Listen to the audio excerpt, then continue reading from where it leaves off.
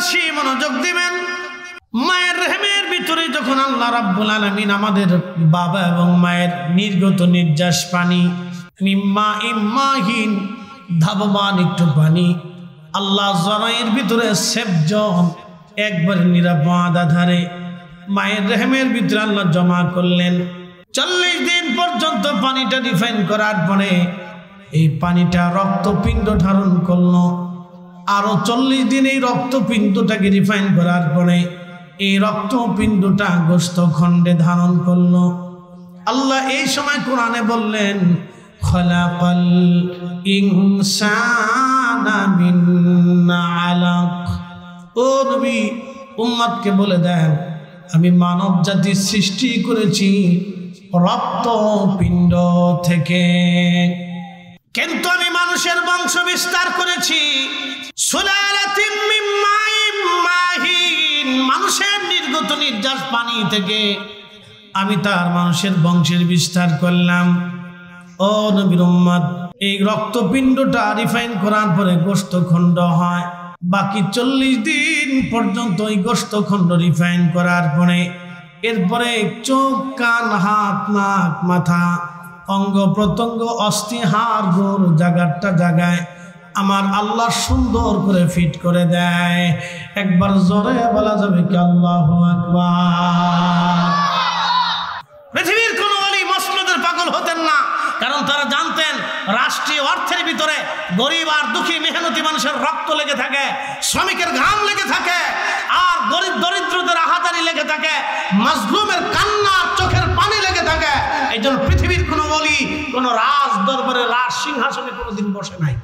হযরত মোল্লা আলী কারি আল মাওরিদের মধ্যে তিনি একটা ঘটনা লেখেন।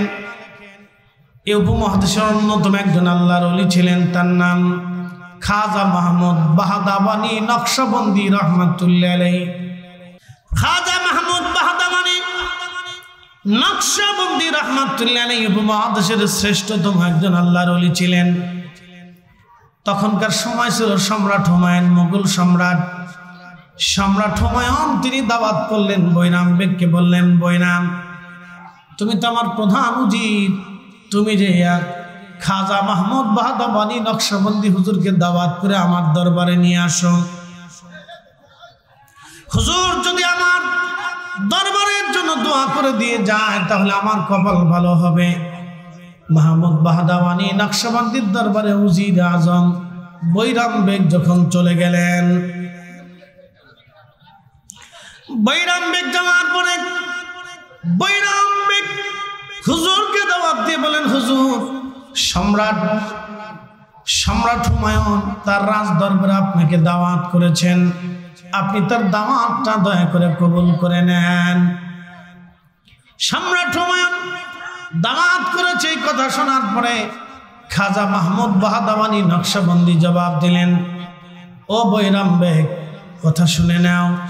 বৈরাম, আমি মাহমুদ বাহাদাবানি নকশবন্দি দুনিয়ার কোন রাজা বাদশার কাছে রাজ দরবারে আমি দাওয়াত নেই না। একবার জোরে বলা যাবে কি আল্লাহু আকবার।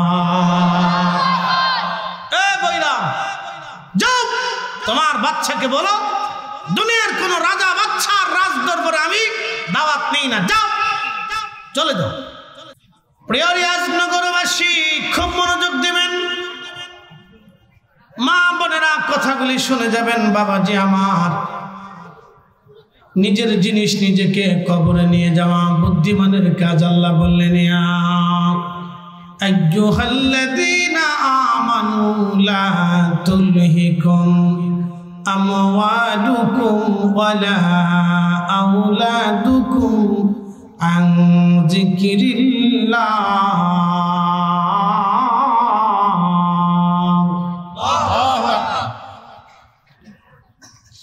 আল্লাহ ডাক দিয়ে বলে, হে ইমানদার, সম্পদের প্রেমে সন্তানের মোহে পড়ে তুমি আমি আল্লাহর জিকির থেকে গাফিল হয়ে যেও না। যদি গাফিল হও, ওয়ামান ইয়াফআল যালিকা ফাউলাইকা হুমুল খাসিরুন। যদি তুমি গাফিল হয়ে যাও, এমন ক্ষতি ক্ষতিগ্রস্ততার মধ্যে তুমি পড়বা, তোমার আখিরাত বরবাদ হবে, তুমি জাহান্নামের দিকে চলে যাবা। তোমার এক নির্দিষ্ট আবাস। আল্লাহ কোরআনে বললেন, ইন্নাল্লাযীনা কাফারু মিন আহলিল কিতাবি ওয়াল মুশরিকিনা ফি নারি জাহান্নাম ফি নারি জাহান্নাম খালিদিনা ফিহা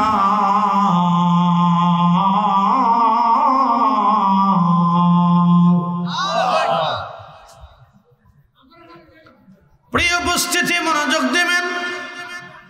রব্বুল আলামিন কোরআনে বললেন, নিশ্চয় যারা কাফির এবং অবিশ্বাসী, খালিদিনা ফিহা ফি নারি জাহান্নাম, তারা জাহান্নামের মধ্যে চলে যাবে, চিরদিন তারা জাহান্নামে থাকবে। ওই জাহান্নাম থেকে তারা কোনোদিন বের হতে পারবে না। ও রাজনগরবাসী, মনোযোগ দিবেন। রব্বুল আলামিন আমাদের জন্য জাহান্নাম সৃষ্টি করেছেন। প্রশ্ন রাখবেন, ফরিদি হুজুর জাহান্নাম তো দেখলাম না। এখন আমি যদি প্রশ্ন করি বাইরে, আপনি জাহান্নাম দেখেন না বিদায় বিশ্বাস করেন না, কিন্তু আপনি কি মায়ের পেটের মধ্যে ছিলেন? এই দৃশ্যটা কি আপনার মনে আসেনি? আপনি কি ওইখানটার জগৎ আপনি দেখেছেননি? মায়ের রেহেমের ভিতরে কি করেছিলেন আপনি 4 মাস, 3 মাস অথবা 4.5 মাস? আপনি কি করেছিলেন অথবা 6 মাস? মায়ের রেহেমের মধ্যে আপনি কি করেছিলেন আপনার জানা নাই। আপনি কি করেছিলেন আপনার বুঝ নাই, মনে নাই, আপনি দেখেন নাই। কিন্তু রব্বুল আলামিন মায়ের রেহেমে আপনার খাবার দিল, পানি দিল, অক্সিজেন দিল। আল্লাহ সবই মায়ের রেহেমে আপনার জন্য বরাদ্দ করে দিয়েছে। একবার জোরে বলা যাবে কি আল্লাহু আকবার? এই কথা শুনে যাবেন, খুব ভালো করে শুনবেন, এগুলো বুঝের কথা। মায়ের রেহেমে আপনার পুষ্টি দিছে কে? একসাথে বলেন না, জোরে বলেন। মায়ের রেহেমে আপনার অক্সিজেন দিছে কে? তো যে রব মায়ের রেহেমে আপনার খাবার, অক্সিজেন, পুষ্টি, রক্ত, পানি দিতে পারে, সে রব কি আপনার জন্য দুনিয়াতে খাবার বরাদ্দ করে নাই? কি কথা কন না কেন? করে নাই? যদি করে থাকে তাহলে আরেকজনের খাবারে হাত দেন কেন? কি কথা কন না কেন? যদি বরাদ্দ করে থাকে তাহলে আপনি সুদ খান কেন? যদি বিশ্বাস করে থাকেন যে আমার রব আপনাকে বরাদ্দ করছে, বরাদ্দ তো করেই, তো মায়ের রেহেমে তো আর ডাক্তার বরাদ্দ করে নাই। মায়ের রেহেমে তো আপনার মা বরাদ্দ করে নাই। আপনার মায়ের রেহেমের ভিতরে আপনার অক্সিজেন পৃথিবীর কোনো ডাক্তার দেয়নি, কোনো গাইনি বিশেষজ্ঞ দেয় নাই।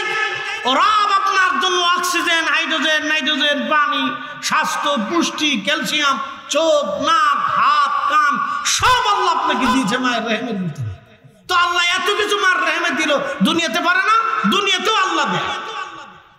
তো এত কিছু আল্লাহ দেওয়ার পরও আপনি কেন সুদ খান বলেন তো?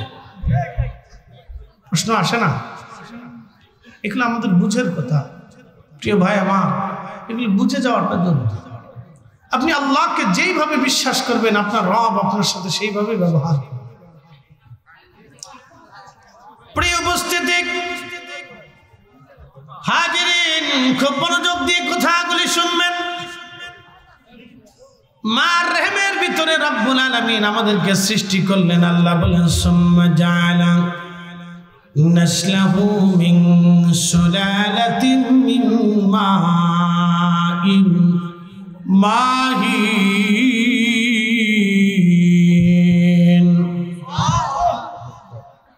4 রঙের মশলা দিয়া যে কইরাছে তোর গঠন, 4 রঙের মশলা দিয়া আগুন, পানি, মাটি, বাতাস একই যোগে করিয়া প্রকাশ। আগুন, পানি, মাটি, বাতাস একই যোগে করিয়া প্রকাশ। ওরে দেখিলি না তুই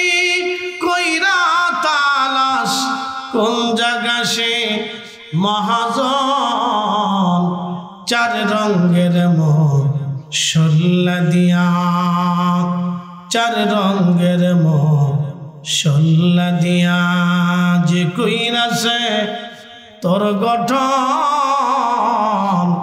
চার রঙের মশলা দিয়া।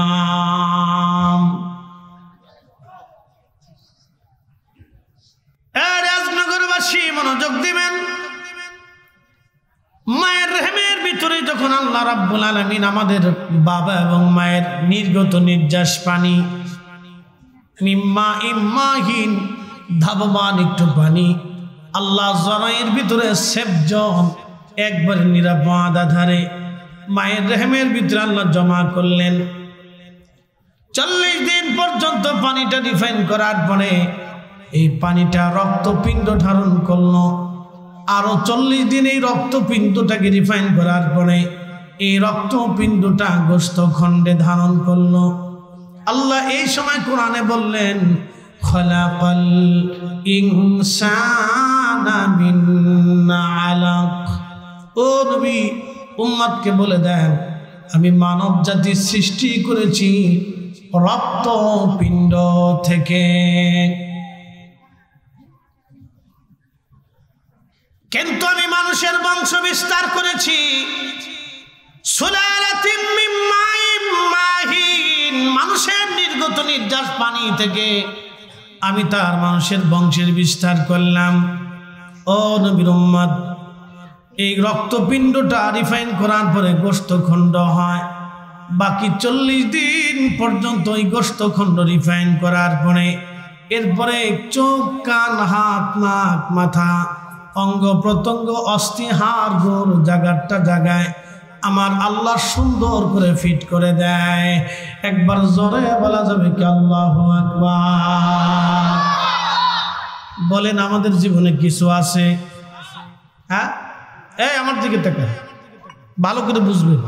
আমি বোঝানোর জন্য কথা বলি, আমি বেহুদা সময় নষ্ট করি না, এই অভ্যাস আমার নেই। আমি যাহা বলি, যত সময় বলি, খুব কাজের কথা বলি। বেকাজ হওয়া কাজ, কাজ এগুলো আমার কাছে নেই, এগুলো পাবেন না। যত সময় কথা বলবেন, 6 ঘন্টা বলি 6 ঘন্টাই আপনাদের এটা সেরে আরো একটা জমা পড়ে আসছি। কালকে নাটোর ছিলাম, তার আগের দিন শেরপুর জামালপুর দিয়ে 3টে করছি, তার আগের দিন সিরাজগঞ্জ দিয়ে 2টো করছি। এইভাবে করে প্রত্যেক দিন মনে করেন 3 ঘন্টা 4 ঘন্টা একবার মিনিমাম বক্তব্য হয় 4 ঘন্টা। তো 24 ঘন্টার 4 ঘন্টা শুধু আমার বক্তব্যের ভিতরেই চলে। আর 3টে 4টে 5টা যেদিন মাহফিল হয় সেদিন তো মনে করেন 7-8 ঘন্টা আমার বক্তব্য চলে। 8 ঘন্টায় আমি কাজের কথা বলি, বেকাজের কথা বলি না। এত সময় হাতে নেই, আমি 8 ঘন্টাই কাজের কথা বলি। আল্লাহ আমার একটা ব্রেন দিয়ে দিচ্ছে, খুব সুস্থ ব্রেন, একবারে টাটকা সাজকা, কোনো ভোগিচুকি নেই ব্রেনের ভিতরে, ইনশাল্লাহ, আল্লাহর দয়া। তো খুব মনোযোগ দিয়ে কথা, খুব ইম্পর্টেন্ট, গুরুত্বপূর্ণ। যাহা বলিব সত্য বলিব, সত্য বলিবই তো, মিথ্যা বলিব না, আদালতের মতো। যাহা শুনবেন খুব সূক্ষ্মভাবে শুনে যাবেন। প্রিয় ভাই আমার, যে মাটির উপরে বসে আছি আমাদের সবাইকে মাটির নিচে চলে যেতে হবে। কথা ঠিক আছে না ভাই? একবারে চিরসত্য। 2টে জিনিস নিতেই হবে, 1 নম্বরে ইমান, 2 নম্বরে আমল। তা ইমান খারেজি, রাফিজি, শিয়া, মুতাজিলা, জবরিয়া, আজারিয়া, বাজারিয়া, লামাজাবি, ফাজাবি, আবিজাবি, এদের মতো ইমান নিলে হবে না। ইমান নিতে হবে এই যে 360 আউলিয়ার 1 আউলিয়া যেখানে যে ইমান নিয়ে আকীদা নিয়ে বিশ্বাস ঘুমিয়েছে, ওনাদের ইমান আকীদা নিয়ে আমাদেরকে কবরে যেতে হবে। কথা কোন ঠিক কিনা? এই আকীদার নাম আহলে সুন্নাত ওয়াল জামাত। যারা বলেন আহলে সুন্নাত ওয়াল, আমি আহলে সুন্নাত ওয়াল জামাতের এত দলিল দেব না, শুধু 2টা থিম চিন্তা দিয়ে যাই। 1 নম্বরে চিন্তা করবেন যে হুজুর গাউসে পাক ওলি হইলেন কোন আকীদা? শেষ। তিনি আল্লাহর ওলি হয়েছেন, মঞ্জুরিয়ত পেয়েছেন কোন বিশ্বাসে? আমাদের দেশে হিন্দু আছে না ভাই? হিন্দু কয়দিন আগে খবরে দেখলাম নাগা সাধুরা বলছে আমরা বাংলাদেশ 24 ঘন্টায় দখল করব। নাগা সাধু, বুঝতে পারছেন? বুঝেন, নাগা সাধুরা বলছে আমরা বাংলাদেশ 24 ঘন্টায় দখল করব। অর্থাৎ নাগারা ল্যাংটা থাকে। কি বুঝলেন আপনারা? ল্যাংটারা বলে আমাদের 24 ঘন্টায় আমাদের দেশ দখল করবে। বুঝতে পারছেন? ওরা জানে না যে আমাদের দেশের কিছু পোলাপান সাইডে দিলে ও ল্যাংটা ব্যাংটা ফিটিয়ে চামড়া উঠিয়ে ওরা পোশাক পরাই দেওয়া হবে। বাটাম চালান শুধু চালান, আমরা যুদ্ধ করে লাগতো না, আমরা গোলাপান ছেড়ে দিলেই চালান। কি কথা কর না কেন? ওই আগা নাগা ল্যাংটা ব্যাংটা এই স্যাংটা ব্যাংটা এগুলো বাইরে ফিটে চামড়া উঠাইয়া ওখানে আমরা সুন্দর করে ওই চামড়া দিয়ে পোশাক পরাই দিই। কথা বুঝতে পারতেছেন? নাগারা হচ্ছে ল্যাংটা থাকে। আচ্ছা আপনাদেরকে বলি, এই ব্যক্তি সারা জিন্দিগি ল্যাংটা থাকে, কাপড় চোপড় পরে না, হ্যাঁ তার সামনে বেডিরা যায় সেজদায় পরে রয়েছে, এর মেশিন পত্র বেরিয়ে দিয়েছে, বুঝতে পারছেন? হ্যাঁ তার সামনে যায় বেডিরা সেজদাত পরে রয়েছে। তো এই ল্যাংটা নাগা সাধু বলে দেয়, এরা সবসময় উলঙ্গ থাকে, শীতকালে উলঙ্গ, গরমে উলঙ্গ, ল্যাংটা ফ্যাংটা ঘুরে বেড়ায়। আপনি চিন্তা করেন। আচ্ছা বলেন তো, সারা জীবন ল্যাংটা থেকে আল্লাহ পাওয়া যায়, সে কি ক্ষুধা পাবে? আচ্ছা, সনাতনীদের বিশ্বাস হচ্ছে তাদের বিদ্যার জন্য আলাদা একটা দেবতা আছে, সেই দেবতার নাম সরস্বতী, সেই জন্য তারা সরস্বতীর পূজা করে। সনাতনীদের আর একটা বিশ্বাস হচ্ছে তারা ঘরে কল্যাণের জন্য তারা লক্ষ্মীর পূজা করে, লক্ষ্মী তাদের একটা দেবতা। সরস্বতীদের আর একটা দেবতা আছে কৃষ্ণ, আর এক দেবতা আছে ওই আপনার গণেশ, আর একটা আছে কার্তিক, আর একটা আছে আপনার কি বলে দুর্গা, আর একটা আছে কালী, তারপরে আপনার মনসা, এরপরে শিব, এরকম অনেক দেবতা তাদের। একটা একটা হতে হতে হতে হতে 33 কোটি দেবতায় তারা বিশ্বাসী। আচ্ছা বলেন, তারা সারা জীবন দেবতার সামনে মাথা নত করলে কি আল্লাহ পাবে? যারা বলেন পাবে। কারণ কি? তার বিশ্বাস সঠিক না।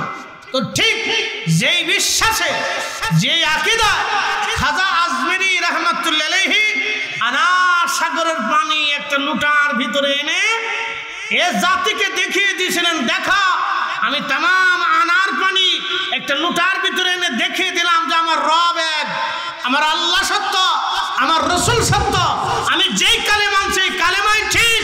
অতএব তিনি যেই বিশ্বাসে ঘুমিয়েছেন এই বিশ্বাসের নাম আহলে সুন্নাত ওয়াল জামাত। একবার কথা ক্লিয়ার, কোনো দলিলা দিল্লা লাগতো না। একবার এর হচ্ছে সাতটা দলিল পৃথিবীতে আর কিছু নাই। কি কথা ঠিক আছে না ভাই? অনেকেই বলবো আহলে সুন্নাত ওয়াল জামাত কি, এটা আবার কোন দল কোন দল? আপনি এখন দল তালাশ করবেন কেন? আহলে সুন্নাত ওয়াল জামাত কোনো রাজনীতি করে না। পৃথিবীর কোনো ওলি আল্লাহ কোনোদিন ক্ষমতা মসনদের জন্য বসে থাকে না। যদি মসনদের পাগল হইতো তাহলে শাহজালাল ইয়ামিনী সেকেন্ডারে বলতো তুমি দিল্লি চলে যাও, মসনদ আমি চালাবো। খাজা বাবা আজমিরি মোহাম্মদ ঘুরির বলতো তুমি ওই চলে যাও পাঞ্জাবে, আমি মসনদ চালাবো। মুজাদ্দিদ আল ফিসানি শের হিন্দি সম্রাট জাহাঙ্গীরকে বলতেন তুমি চলে যাও, আমি দিল্লির মসনদ চালাবো। পৃথিবীর কোন ওলি মসনদের পাগল হতেন না, কারণ তারা জানতেন রাষ্ট্রীয় অর্থের ভিতরে গরিব আর দুঃখী মেহনতি মানুষের রক্ত লেগে থাকে, শ্রমিকের ঘাম লেগে থাকে, আর গরিব দরিদ্রদের আহাজারি লেগে থাকে, মাজলুমের কান্না চোখের পানি লেগে থাকে। এই জন্য পৃথিবীর কোন ওলি কোন রাজ দরবারে রাজ সিংহাসনে কোনোদিন বসে নাই। সোজা ক্লিয়ার মা, বাকি ঝুঁকি নেই আমার কাছে। যারা ক্ষমতা নেবেন নেন গে, ওটা আমাদের চিন্তা না। ক্ষমতা যার দরকার নিয়ে যান গে, ক্ষমতা নিয়ে যাবেন, জনগণ শাসন করবেন, অসুবিধা নেই। এমপি হবেন, চেয়ারম্যান হবেন, মেম্বার হবেন, যা হবেন হবেন, তবে কিয়ামতের ময়দানে রেডি থেকেন খাতাপত্র নিয়ে।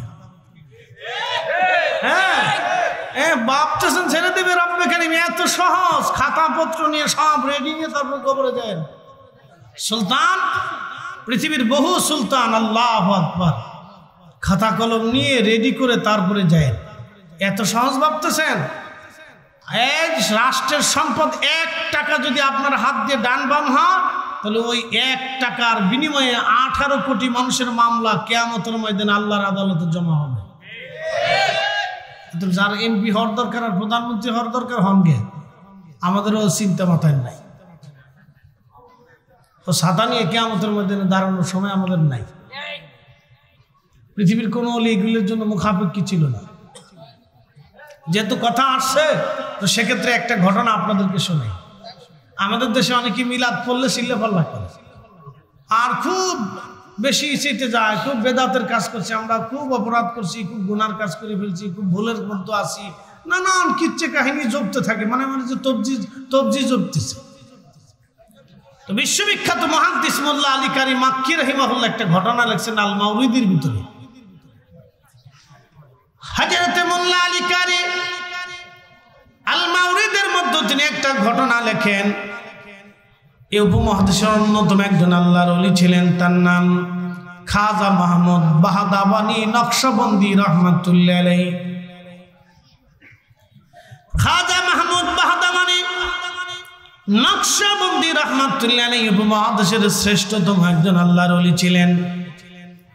তখনকার সময় ছিল সম্রাট হুমায়ুন, মুঘল সম্রাট হুমায়ুন তিনি দাওয়াত করলেন বৈরাম বেগকে, বললেন বৈরাম তুমি তো আমার প্রধান উজির, তুমি যে খাজা মাহমুদ বাহাদাবানি নকশবন্দি হুজুরকে দাওয়াত করে আমার দরবারে নিয়ে আসো। হুজুর যদি আমার দরবারের জন্য দোয়া করে দিয়ে যায় তাহলে আমার কপাল ভালো হবে। মাহমুদ বাহাদাবানি নকশবন্দির দরবারে উজির আজম বৈরাম বেগ যখন চলে গেলেন, বৈরাম বেগ যাওয়ার পরে বৈরাম বেগ হুজুরকে দাওয়াত দিয়ে বলেন হুজুর সম্রাট হুমায়ুন তার রাজ দরবারে আপনাকে দাওয়াত করেছেন, আপনি তার দাওয়াতটা দয়া করে কবুল করে নেন।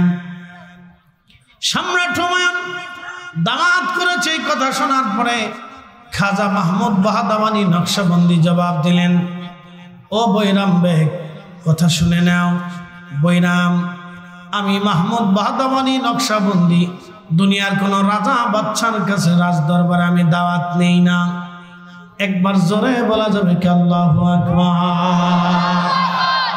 এ বৈরাম যাও তোমার বাচ্চাকে বলো দুনিয়ার কোন রাজা বাদশার রাজ দরবারে আমি দাওয়াত নেই না, যাও চলে যাও। আপনি দেখেছেন তাদের তাকওয়া? শোনেন, যারা জমিনে মিলাদ পড়েছে তাদের তাকওয়া শুনেন, আর যারা জমিনে মিলাদ বন্ধ করতেছে তাদের তাকওয়া বুঝবেন। যারা জমিনে মিলাদ পড়েছে তাদের তাকওয়া বুঝে যাবেন, তাদের তাকওয়া। হযরতে খাজা মাহমুদ বাহাদাবানি নকশবন্দি বলে দিলেন, মুজিব তোমার বাচ্চাকে যা বলো আমি কোন রাজ দরবারে দাওয়াত নেই না, কোন রাজার দাওয়াত কবুল করি না, কোন রাজ দরবারে খাই না। উজির চলে যায়, বললেন বাদশা সর্বনাশ, হুজুর বলে দিয়েছেন হুজুর কোন রাজ দরবারে দাওয়াত নেন না, অতএব হুজুরকে দাওয়াত করা সম্ভব না, তিনি আসবেন না, দোয়া করবেন না বলে দিয়েছেন।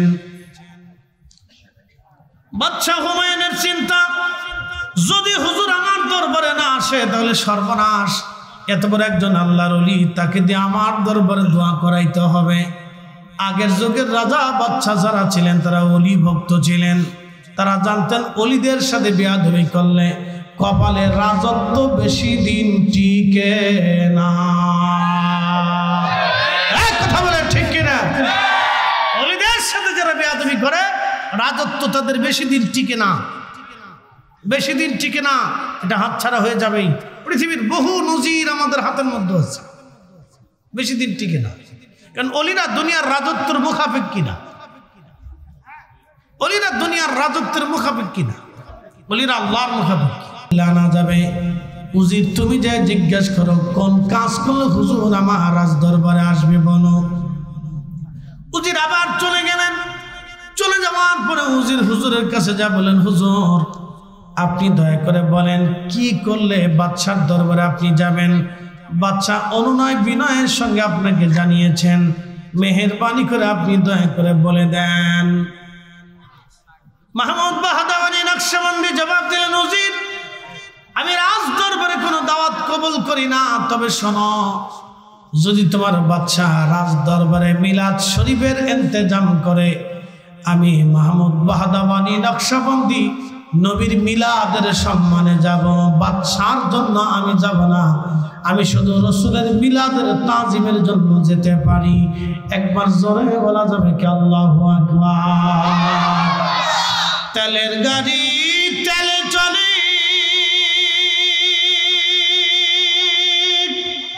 হাওয়ার গাড়ি হাওয়ায় উড়ে, বিনা তেলে নবী সুলাইমান, আমরা সেই মুসলমান। কথা বলে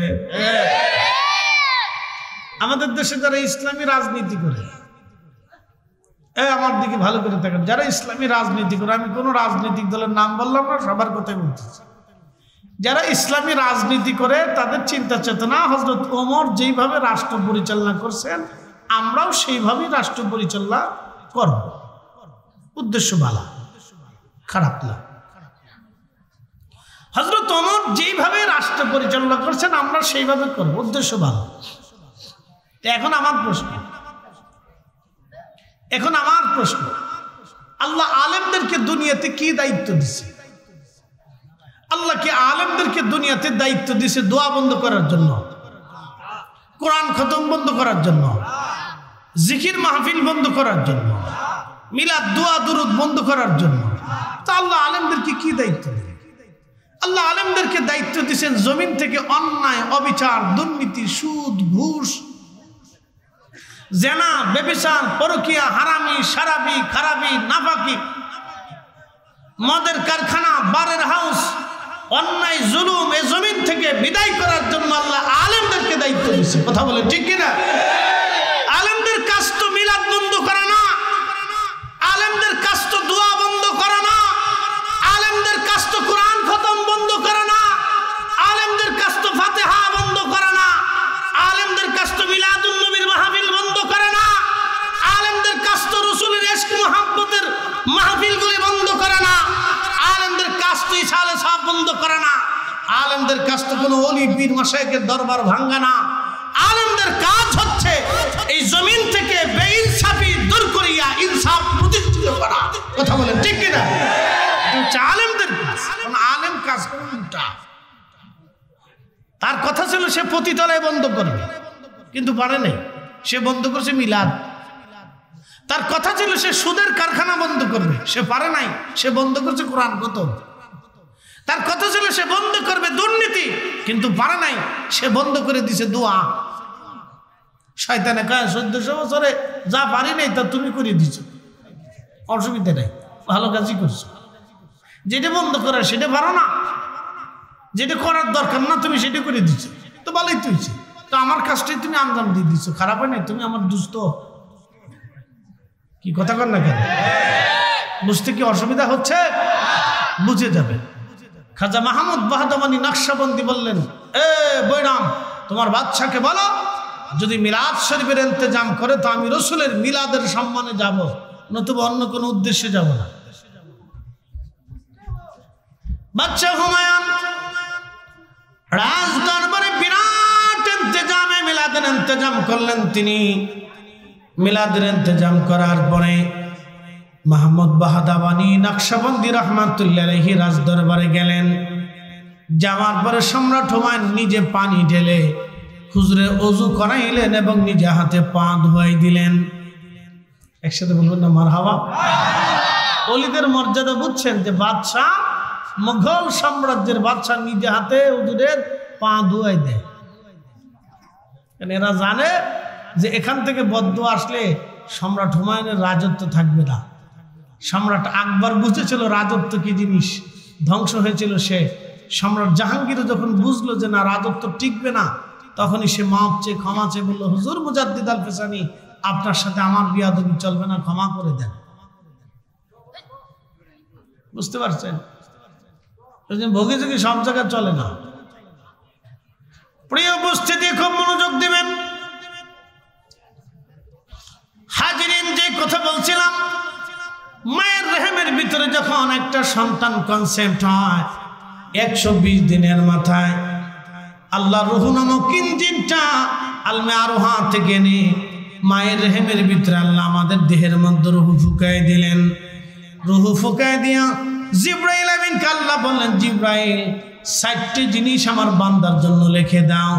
1 নাম্বার, সে কতদিন পর্যন্ত পৃথিবীতে বেঁচে থাকবে তুমি লিখে দাও। 2 নাম্বার, আমার বান্দা কি পরিমাণে খাবার খাবে তাও লিখে দাও। একসাথে বলবেন আল্লাহু আকবার। 1 নাম্বার হায়াত, জোরে বলেন। 1 নম্বর কি?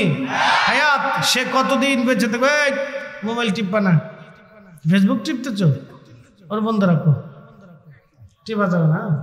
মাহফিলে বসে এগুলি করা যাবে না। বা অনেকে আছে, কালকে এক নেতা আইছে মাহফিলে, নাটক, ওইদিকে নেতা কথা বেশি আসছে, এই আমার পাশে বই মোবাইল যেমন টিপতেছে, মন চাইতে তো কানাদের নেতারা থাপড় দিয়ে বের করে দিবে। এটা মাহফিলে আইসো, এমন একটা ক্যাপ পরিয়েছে, মাথায় একটা ক্যাপ পরিয়েছে, জিন্সের প্যান্ট ট্যান্ট পরে এমন বাউ দিয়ে এসে, যে বিরাট বড় বুজুর্গ। চেহারাটা দেখে আমার মনে হচ্ছে এগুলো শয়তান কোথার থেকে আসে। আরে এরা মাহফিলে দাওয়াত করে কি জন্য? এগুলো আমাদের এই অঞ্চলগুলি ভালো, কোনো এগুলোর কোনো বালাই চালাই নেই। আর এই অঞ্চলের নেতা যারা রাজনীতি করে তারাও ভালো, তারা বলে না মাহফিল ধর্মীয় সভা, এখানে আমাদের নাম টামের দরকার না, আমরা এমনি অনুদান পড়াবো। ঠিক আছে না ভাই? তারা এই দেশে নামের পাগল না।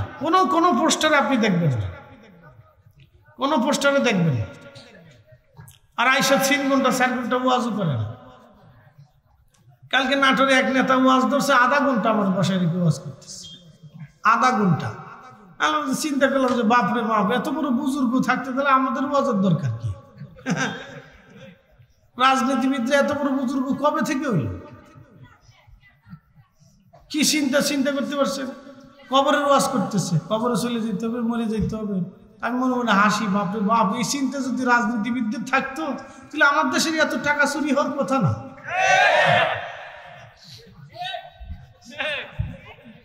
কথা খারাপ বেশি ভাই? এই চিন্তা যদি ওনাদের মাথাতে থাকতোই তাহলে এত টাকা চুরি হওয়ার তো কথাই আসে না। আরে বাপরে বাপ, কি সুন্দর ওয়াজ করতেছে। আমি মনে মনে বসে বসে হাসতেছে, চিন্তা করলে বাপরে বাপ, এই সাধু কবে থেকে হইল? শালি সাধু, ও নাগা সাধুর চাইতে বড় সাধু।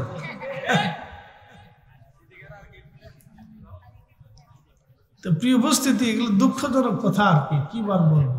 তা আমাদের এই লেনটা খুব ভালো, সিলেট লেন, চট্টগ্রাম লেনে এরা ঝামেলা করে না, রাজনীতিবিদরা খুব ভালো। কেন এখানে আমরা কি যাব? এখানে আমাদের কোনো বক্তব্য নাই, তারা চুপচাপ এসে বসে শুনে দোয়া খালি করে চলে যায়, এটা খুব ভালো। আর ওই উত্তর দক্ষিণে গেলে এনার বক্তব্য দিতে হবে আধা ঘন্টা। বিরাট বড় নেতাজি আসছে, সব বক্তব্য দিতে হবে, নাম পোস্টারের উপরে লিখতে হবে, নাহলে মাহফিল করতে দিবে না। যে লাও সে কদি, যে লাও হে কদি, নাম দিতে হবে, প্রধান অতিথি বিশেষ অতিথি এটা দিতে হবে, দিলে আমরা মাহফিল করতে দেবে না, দেবো না। কি জ্বালার জ্বালা! আমি দেখে আসার পরে চিন্তা করলাম সর্বনাশ, কিন্তু স্বৈরাচার এখনো আছে দেখতেছি। যাক লাও হে কদি, তো তা আমাদের এই লেনটা ভালো।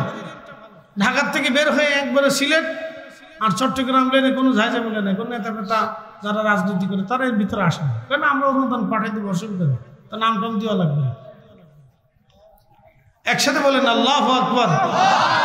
এখন প্রশ্ন ভালো করে বুঝবেন, ভালো করে বুঝেন। এখন প্রশ্ন, বান্দা কি পরিমাণে খাবার খাবে লিখে দিছে কে? একসাথে বলেন, জোরে বলেন, আরো জোরে। ব্যাংকে 1000 কোটি টাকা থাকবে কিন্তু খেতে পারবেন না। বিশ্বাস করেন? করেননি? করেন? যদি করে থাকি তাহলে জীবনেও কোনোদিন সুদ খাবেন না।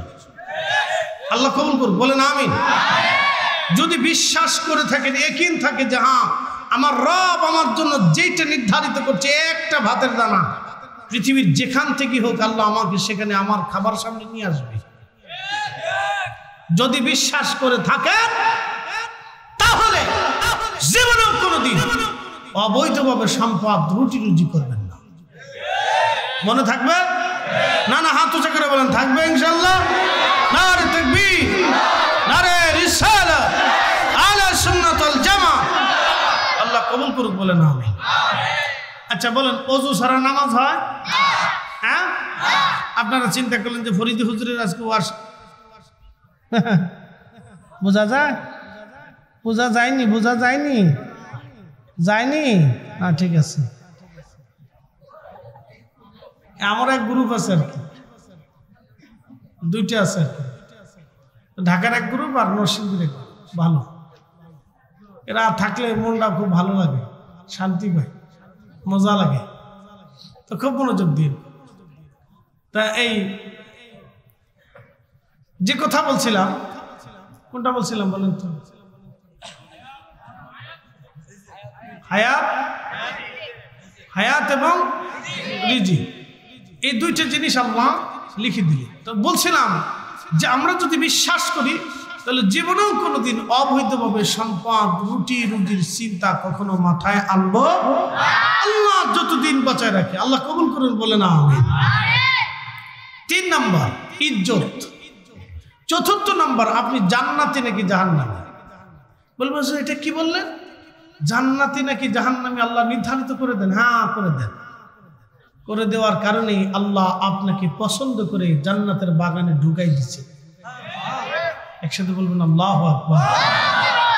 এই জন্য যারা ভিতরে আসে এটা সাজায়, এটা আল্লাহর দয়া। একসাথে বলেন কার দয়া? এই মাদ্রাসা মসজিদগুলি যারা নিরূপণ করে, তৈরি করে, খেদমত করে, দয়া কার? আল্লাহর দয়া। আল্লাহ আপনাকে জান্নাতি বানাবে বিধায় জান্নাতের বাগান আল্লাহ আপনাকে নিয়ে আসে। প্রিয় ভাই আমার, খুব মনোযোগ দিবেন। হাজিরিন, আল্লাহ রাব্বুল আলামিন নির্ধারিত করে দেন আমার বান্দা কি খাবে, কি পরিমাণ রিজিক। এই জন্য জীবনে কোনোদিন যতদিন বেঁচে থাকবেন, সাবধান করে বলে দিয়ে গেলাম, অন্যায় অবৈধভাবে সম্পদ, রুটি রুজি করবেন না। চিন্তা করলেন ফরিদি হুজুরের ওয়াজ শুনলাম, আজকে সারা রাত্র রিয়াজনগর কেন্দ্রীয় জামে মসজিদে নামাজ পড়ব। সারা রাত্র নামাজের জন্য আপনি মসজিদের মধ্যে চলে গেলেন, যাওয়ার পরে সারা রাত্র নামাজ পড়লেন। ফরিদ হুজুরের পাগড়ির চাইতে সুন্দর পাগড়ি মাথায় দিলেন, সুন্দর জুব্বা গায়ে দিয়ে সেন্ট লাগায়, আতর লাগাইয়া আপনি মসজিদে সারা রাত্র দাঁড়ায় দাঁড়ায় নামাজ পড়লেন, কিন্তু আপনার ওযু নাই, আপনার নামাজ হবে না। ওযুবিহীন যেমন নামাজ হয় না, হালাল খাবার ব্যতীত ইবাদত কবুল হয় না। বলে দিয়ে দিন, ভালো করে বুঝবেন। হালাল খাবার ব্যতীত ইবাদত কবুল হয় না। রোজা আসতেছে সামনে, এখন রজব মাস। কি মাস? রজব, তারপরে শাবান, তারপরে রমজান। হাতে মাত্র 2 মাস আছে। রমজানে রোজা রাখতে গেলেন, সেহরি খাওয়ার সময় শুয়োরের গোশত দিয়ে সেহরি খাইলেন, সারা দিন রোজা রাখলেন, হবে? কেন? একসাথে বলে, আরো জোরে। তো শুয়োরের গোশত হারাম, তাহলে সুদের টাকার গরুর গোশত কি হালাল? দুটোও তো হারাম। তাহলে ওটা দিয়ে খেয়ে রোজা রাখলে তারপরে রোজা? ঘুষের টাকার ছাগলের গোশত হালাল না হারাম? তো শুয়োরের গোশত যেমন হারাম, ওটাও তেমনই হারাম। ওটা দিয়ে খেয়ে রোজা রাখলে, ইফতার করলে রোজা হবে না। কথা ঠিক আছে না ভাই? ইবাদত কবুলিয়তের প্রধান শর্ত হচ্ছে হালাল খাবার।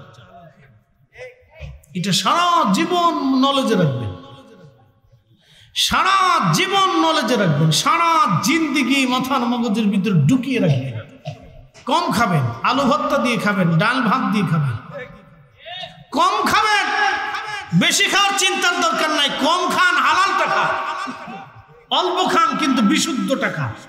ভেজাল জিনিস, ফরমালিন মুক্ত যুক্ত, এগুলি খেয়ে কোনো লাভ নেই। একবার হালাল টাকা সারা জীবন মাথার ভিতরে ঢুকিয়ে রাখবেন। জিয়া রাব্বি, জীবনের শেষ সময় পর্যন্ত তুমি আমাকে হালাল খাওয়াও আল্লাহ, বিশুদ্ধ খাবার খাওয়াও আল্লাহ। পাক, আল্লাহ পাক সারা কবুল করে। আল্লাহ পবিত্র, আল্লাহ পাক সারা কবুল করে না। আমার রসুল পাক, রসুল পবিত্র সারা কবুল করে না। এই জন্য যে বেটা গোসল করে না, পেশাব করে পানি লয় না, কোনটা মোষ কোনটা দাড়ি কিছু সে জানে না, আবার নাম দিছে সাহসুবি। সে জীবনে কোনোদিন সাহসুবি হতে পারে না। এটা সাহস শয়তান। এই সমস্ত শয়তান মরে যাওয়ার পরে এই কবরের উপরে একটা গম্বুজ বানাই দিয়ে মাজার, অমুক ফকির শাহ, অমুক ফকির শাহ, এগুলি বাইরে সোজা করার দরকার। কথা বলেন ঠিক কিনা? সুন্নিয়তকে কলঙ্কিত করে দিছি। ফকির একটা মরে গেছে, সারা জীবন তাবিজ কবজ করছে। ও তাবিজ কবজ করতো কুফরি কালাম দিয়ে। এই কোন মুসলমান যদি কুফরি কালাম করে, ও মুসলমান থাকে না, ও কাফের হয়ে যায়। ওর জানাজা দেওয়া ঠিক না, ওর কবর দেওয়া ঠিক না। কথা কন না কেন? ও মুসলমান থাকে না। কোন মুসলমান ফকির যদি কুফরি কালাম করে সে আর মুসলমান থাকে না, ও কাফের হয়ে যায়।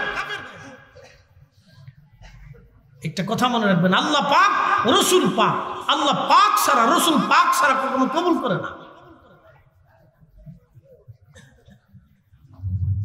প্রিয় রিয়াজনগরবাসী, খুবই মনোযোগের সাথে কথাগুলি শুনে যাবে না। যেই কথাগুলি বললাম এগুলি কাজের কথা, মনোযোগের সাথে কথাগুলি আমলে পরিণত করবেন। আল্লাহ তৌফিক দিক, সকলে বলেন আমিন। একদিন মাটির ভিতরে হবে ঘরে মন আমার, কেন বান্ধ দালান ঘর, মন আমার কেন বান্ধ দালান ঘর। রাজনগরবাসী বন্ধু, মানুষের মৃত্যু কোথায় কোন জায়গা হবে সে বলতে পারে না আমার রব ছাড়া। মুসা আলাইহিস হযরতে সুলাইমান আলাইহিস সালামের বিরাট বড় রাজদরবার, আহা কত বড় রাজদরবার বলে দিয়ে যাই। বর্তমান যেখানে গাজা, এই গাজার আগে নাম ছিল আসকালান। এই আসকালান গিরি ছিল সুলাইমান আলাইহিস সালামের বিরাট বড় রাজপ্রাসাদ। সমুদ্র কিনারবর্তী এলাকাতে বাইতুল আকসাকে কেন্দ্র করে বিরাট বড় প্রাসাদ ছিল ওনার। লক্ষ লক্ষ সৈন্য, লক্ষ লক্ষ হাতি ঘোড়া, অস্ত্র শস্ত্র এবং আলিশান শান শৌকত। শুধু মানুষ জাতি না, জিনেরা ছিল ওনার অনুগত। 350 মানুষ মন্ত্রী এক পাশে থাকতো, 350 জিন মন্ত্রী এক পাশে থাকতো। সারা পৃথিবীর বাদশাহী আল্লাহ তাকে দিয়েছিলেন। আর একটা তক্ত আল্লাহ দিয়েছিলেন, এত বড় তক্ত। এই তক্তের ভিতরে সৈন্য সামন্ত নিয়া লক্ষ লক্ষ উর্দুম্বা ঘাড়া গুদা মানে গরু গাধা নিয়া, হাতি নিয়ে, সৈন্য সামন্ত অস্ত্র শস্ত্র নিয়ে, খাবার দাবার নিয়ে তিনি বিরাট বড় এই তক্তের উপরে চড়ে বাতাসকে বলতেন, বাতাস তক্ত উঠাও। এই বিরাট তক্তখানা সিংহাসনখানা উঠাইয়া বাতাস উড়িয়ে সারা পৃথিবী ঘুরে ঘুরে সুলাইমানকে নিয়ে আসতো। এত বড় বাদশাহী আল্লাহ তারে দিয়েছিলেন এই তক্ত। এই তক্ত বিনা ইঞ্জিনে, বিনা মেশিনে বাতাসের সাহায্যে উড়ে বেড়াইতো।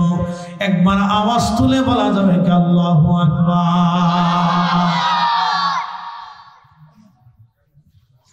রাজদরবারে একদিন বসে আছে সুলাইমান আলাইহিস সালাম। ইমাম আহমদ ইবনে হাম্বল কিতাবুজ জুহুদের মধ্যে লেখেন, সে সময় বসে আছেন, এমন সময় আজরাইল আলাইহিস সালাম আসছে। আজরাইল আলাইহিস সালাম এসে রাজদরবারে ঢুকে একটা যুবকের দিকে তীক্ষ্ণ নজরে তাকানো আছেন, একেবারে তীক্ষ্ণ নজর। তো যুবকের ভয় ভয় লাগতেছিল। আজরাইল চলে গেলেন। যুবকটা হুজুর সুলাইমান আলাইহিস সালামকে বলতেছিলেন, আল্লাহর নবী আমাকে এই মুহূর্তে বাতাসের সাহায্যে হিন্দে পাঠিয়ে দেন। বলে বেটা হিন্দে তুমি কি করবা? বলে হুজুর না, এখনই আপনি হিন্দে আমাকে পাঠিয়ে দেন। যুবকটা হিন্দে যাওয়ার জন্য তাড়না করতে লাগলো, তাড়না। যুবক হিন্দে যাওয়ার জন্য তাড়না করতে লাগলো। সুলাইমান আলাইহিস সালাম বললেন, যুবক তাহলে তোমাকে হিন্দে পাঠাচ্ছি। বর্তমান যেটা হিন্দুস্তান, এটার আগে নাম ছিল হিন্দ। হিন্দু কোনো ধর্ম না, সনাতন হচ্ছে ধর্মের নাম, হিন্দ হচ্ছে এই অঞ্চলের নাম। এই অঞ্চলকে আগে হিন্দ বলা হতো প্রাচীন কালে। বুঝতে পারতেছেন, কিতাবুজ জুহুদে হাদিসে এইভাবে আসছে। যুবক বলতেছে আমাকে হিন্দে পাঠান। তো সুলাইমান বললেন, হিন্দে কি করবে? বলে হুজুর আমাকে হিন্দে যেতেই হবে। তো বাতাস দিয়ে তাকে হিন্দে পাঠানো হবে। তো আজরাইল আলাইহিস সালাম হিন্দে তার জান কবজ করলেন। একসাথে বলবেন আল্লাহু আকবার।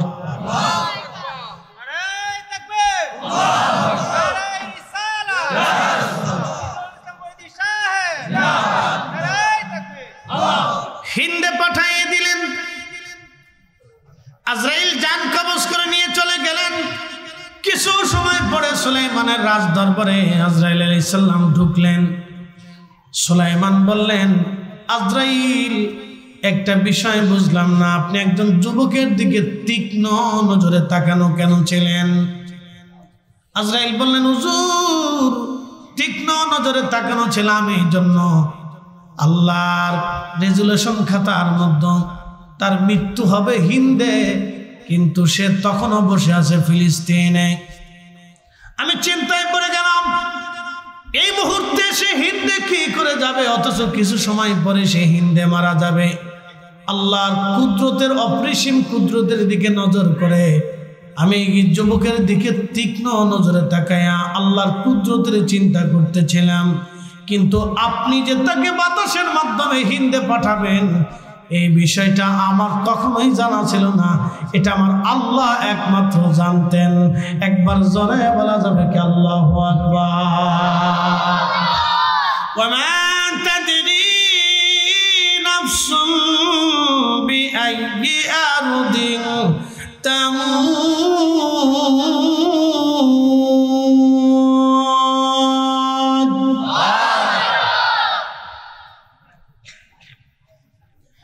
বান্দা কোথায়, কোন জায়গায়, কোন হালতে, কোন জায়গায়, কোন অবস্থায়, কখন মারা যাবে আল্লাহ ছাড়া কেউ জানে না, কেউ জানে না, কেউ জানে না, কেউ জানে না। একসাথে বলবেন আল্লাহু আকবার। আমার এক ভাই লেখছেন যে হুজুর, আমাদের এলাকার মানুষ রিসালাত বুঝে না। এবার আসেন, রিসালাতটা একটু বুঝাই। সারা রাত দলিল আমি বুঝাইনি, আমার বুঝের ধরনটা ভিন্ন রকম। খুব মনোযোগ দিয়ে 5 মিনিট। ওমা তাদরি, মুরব্বি কই যায়, কইলেও তো জ্বালা না, এসব কোনটার ভিতরে শেষ কুত্তার ভিতরে লাগাই দিই। ফাজিল বলে মানে টিকটকে কুত্তার ভিতরে মুরব্বি লাগাই দিচ্ছি। চিন্তা করে যে কই যাইতাম।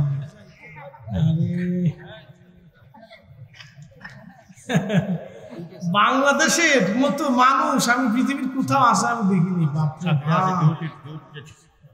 আচ্ছা যা হোক না, ওই মানে ফেসবুকে ইউটিউবে যে পরিমাণে মানুষ, বাপরে বাপ, এটি এত সময় কই পায়, কেমনে পায় আমি জানি না। তথা খুব মনোযোগ দিয়ে রিসালাতটা কি আমি আপনাকে এই আয়াত থেকে বুঝিয়ে দিচ্ছি। ওমা তাদরি নাফসুন বিআইয়ি আরদিন তামুত। শোনেন, মানুষ কোথায়, কোন জায়গা, কি হালতে, কেমনে মারা যাবে আল্লাহ ছাড়া কেউ জানে না। সহিহ বুখারীর কিতাবুল মাগাজিতে হাদিস এসেছে, হযরত আব্দুল্লাহ ইবনে মাসউদ রাদিয়াল্লাহু আনহু বলেন, নবীজি বদরের যুদ্ধের ময়দানে যুদ্ধ লাগার আগের দিনে আমাকে সাথে নিয়ে বদরের প্রান্তরে গেলেন। যাওয়ার পরে নবীজি হাত দিয়ে দেখাইলেন, এইখানে আগামীকাল আবু জেহেল মরে থাকবে, এইখানে উতবা মরে থাকবে, ওইখানে সাইবা মরে থাকবে, ওইখানে উতবা মরে থাকবে। একসাথে বলবেন আল্লাহু আকবার, জোরে। আল্লাহ ছাড়া কেউ জানে না, তো রসুল কেমনে জানে? এটার নাম রিসালাত। এটার নাম কি? জোরে বলেন। উনি নবী। জোরে বলেন, উনি কি? নবী শব্দের অর্থ গায়েবকে খবর দেন বলা, যিনি অদৃশ্যের সংবাদ দেন তাকে নবী বলা হয়। একসাথে বলবেন আল্লাহু আকবার। যারা রিসালাত বুঝেন না তারা এখান থেকে রিসালাত বুঝেন। উনি নবী। জোরে বলেন, উনি কি? আরো জোরে বলেন, উনি কি? এটাই রিসালাত। আব্দুল্লাহ ইবনে মাসউদ বলেন, আমি চিন্তায় পড়ে গেলাম যে আবু জেহেল মারা যাবে, রাসূল আঙ্গুল দিয়ে বলে দিলেন এইখানে মরে থাকবে, ঠিকানা বলে দিলেন, স্থান নির্ধারিত করে আঙ্গুল দিয়ে বলে দিলেন এখানে মরবে, এখানে উতবা মরবে, ওখানে সাইবা মরবে, ওখানে মুগীরা মরবে।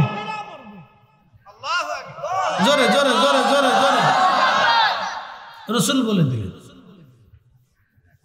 আব্দুল্লাহ ইবনে মাসউদ বললেন, আমি যুদ্ধ করতেছি আর তাকে তাকে আছে যে ওরা তো মরবে, রসুল যে বলছে এটা তো সত্য। কি কথা ঠিক আছে না ভাই? কারি কোরআন তেলাওয়াতের পরে 2টা শব্দ উচ্চারণ করে, সুন্নিরা পড়ে, নজদিরা পড়তে চায় না। লা হাওলা ওয়ালা কুওয়াতা ইল্লা বিল্লাহ। আমরা সুন্নিরা পড়ি। সাদাকাল্লাহুল মাওলানাল আযীম। সত্য বলেছে। একসাথে বলেন, কে সত্য বলেছে? আল্লাহ। এরপরে আরবার বলি, ওয়াসাদাকা রাসূলুহুন নাবিয়্যুল হাবিবুল কারীম, রাসূল সত্য বলেছে। একসাথে বলবেন আল্লাহু আকবার। আমরা সুন্নিরা তেলাওয়াতের পরে দুইটা শব্দই বলি, যে আল্লাহ বলেছে সত্য, রাসূলও সত্য বলেছে। কিন্তু আমাদের দেশের আরেক ভাইরা রাসূল সত্য বলেছে, সাদাকাল্লাহু ওয়া সাদাকা রাসূলুহুন নাবিয়্যুল হাবিবুল কারীম, এই শব্দটা বলতে ওনাদের খুব লজ্জা করে, বিরাট কষ্ট পায়। ওরা মনে হয় যে একবারে বউ মরে গেছে। হ্যাঁ, খুব কষ্ট। কে ভাই, এত কষ্ট কেমনে পাও? আজান তো আর আমরা সুন্নিরা লিখি নাই, আজান তো আসমান থেকে আরশেওয়ালা পাঠিয়েছে। আশহাদু আল্লা ইলাহা ইল্লাল্লাহ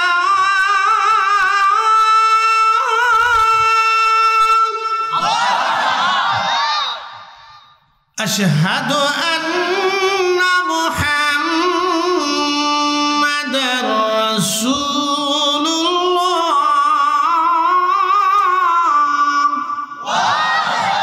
আল্লাহর পরে নবীর নাম আমরা লাগাইছি? আমরা লাগাইছি? কে লাগাইছে? তো আল্লাহর নামের পরেই রাসূলের নাম আজানে একামতে আল্লাহ নিজে সেট করে ফিট করে দুনিয়াতে পাঠাইতে বলল, এ বান্দা, কিয়ামত পর্যন্ত পৃথিবী থাকবে আর কিয়ামত পর্যন্ত মসজিদ থাকবে। মসজিদে ঢোকার আগে আমি আল্লাহর নামের পরে আমার রাসূলের নাম লাগাইয়া আজান দেওয়াইয়া মুসলমানদেরকে শুনাইয়া তারপর মসজিদে ঢুকাবা। এটাই রিসালাত। কথা বুঝেন নাই? আল্লাহর পরে নবী, এটাই রিসালাত। আল্লাহর পরে কি? জোরে বলেন, আল্লাহর পরে কি? আল্লাহর পরে কি? নারে তাকবীর, নারে রিসালাত। আল্লাহর পরে রাসূল। আমরা খুব বেদাত করে ফেলছি, ওনাদের কাছে আমরা খুব অপরাধ করে ফেলছি। এটা সব অসুস্থতা। কি কথা কন না কেন? এগুলো কি অসুস্থতা? এটা অসুস্থতা, এটা এক ধরনের বেমার। এটার বেমার ধরছে এটা। প্রিয় উপস্থিতি, এগুলি এক ধরনের অসুস্থতা। প্রিয় বাবা, যে আমার কিয়ামত পর্যন্ত আজান থাকবে, আজানে আমার রাসূলের নাম উচ্চারিত হবে। আমি লিখে দেই নাই, আসমান থেকে আল্লাহ লিখে পাঠিয়ে দিয়েছেন। অতএব এটার নামে রিসালাত। প্রথমটা তাওহীদ, তারপরেরটা রিসালাত। একটা কথা মনে রাখবেন, কোরআন আল্লাহ বলে দিলেন, মাইয়ুতি'র রাসূল ফাকাদ আতা আল্লাহ। নবী উম্মতকে জানায় দেন, চূড়ান্ত ভাবে বলে দেন, আপনি নবী মানলে আল্লাহ মানা হবে।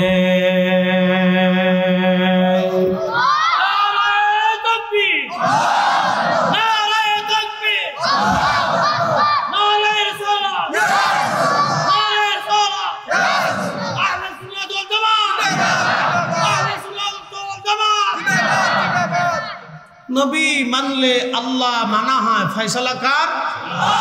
আমাদের। প্রিয় উপস্থিতি, এটাই রিসালাত। রিসালাত যে বুঝে না, আমি বুঝবো, সে আসলে দিন দুনিয়া কিছু বুঝে সুঝে বুঝার দরকার। ভাইরে, এটা তো ঝগড়া না, বলেন কি কথা বলেন? হাসর কায়েম হবে না? কায়েম হওয়ার পরে হাসরের ময়দানে আপনার জন্য তাড়না কি করবে? বাবা মা আত্মীয়স্বজন সব তো বলে যাবে, তা আপনার জন্য তাড়না করবে কি? কান্না করবে কি? তিনি আমাদের রাসূল। কথা বলেন ঠিক কিনা? এটা রিসালাত। তিনি রাসূল। আসা আইয়াবাসাকা মাকামান মাহমুদা।